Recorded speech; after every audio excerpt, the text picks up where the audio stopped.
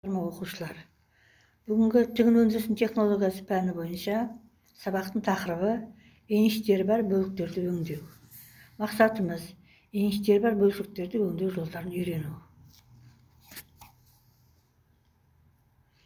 Еніш кесінді және негізгі бөлшекпен тұтас болып кездеседі.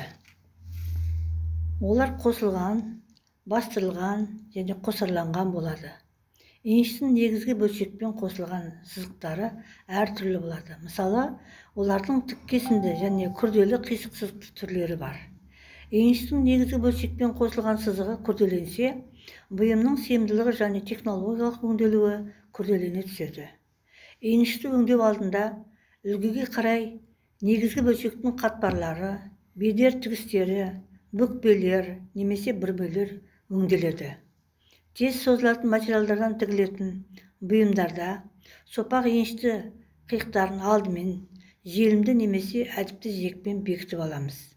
Әдіпті жиектерді әмбебап машиналар көмегімен орындаймыз.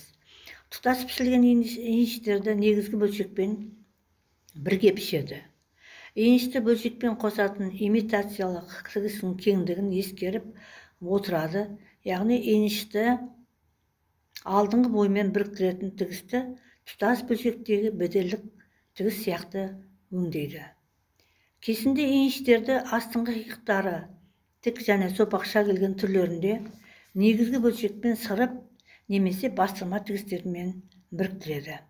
Еніштерді еніш жағынан ені 1 см тігіспен тігеміз. Тігісті еніш жағына жатқызып немесе айырып үтіктейміз. Кесінді еніштерді алдыңғы боймен бастырма тігіспен біріктіргенде бір жаққа қарай айырып үтіктеп, үлгіге қарай әшекейлі тігістерді үстінен бастырып жүргіземіз. Еніштің түрлеріне тоқталайық.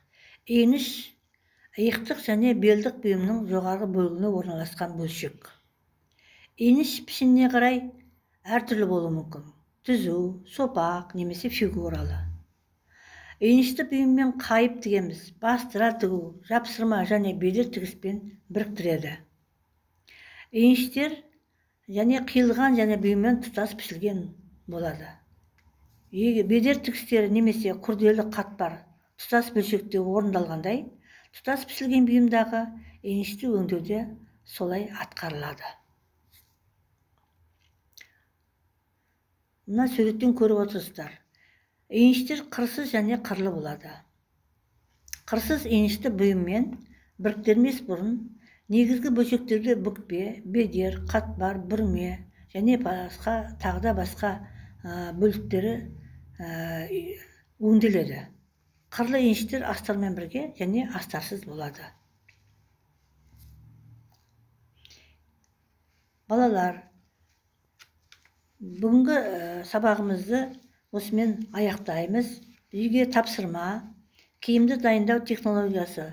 Автор Нұржасаровадан 3-ші параграфты оқимыз. Мынада бақылау сұрақтарына жауап береміз.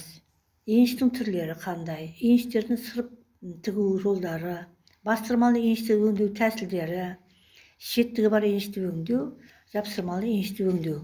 Міне, осы сұрақтарға жауап дайындаймыз және қош сау болыңыздар. Назарларыңызға рахмет.